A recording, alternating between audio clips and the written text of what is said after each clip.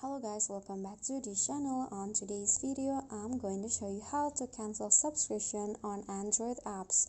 So let's say that you subscribe to an apps in your phone, and to unsubscribe it or to cancel the subscription you need to go to the Play Store and then click on your profile icon at the top, and here you can just click on the payment and subscription option, and here select the subscription one.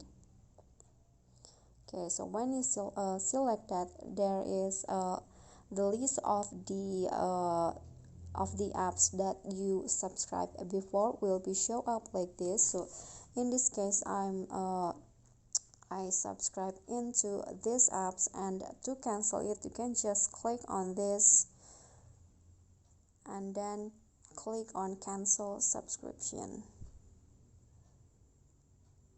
Okay, so just wait. So the Google Play will suggest you to rather post your subscription, but if you are sure to cancel it you can just click on no thanks, and then please choose the reason that makes you want to cancel the subscription. For example, cost related reason, just click on continue and click cancel subscription.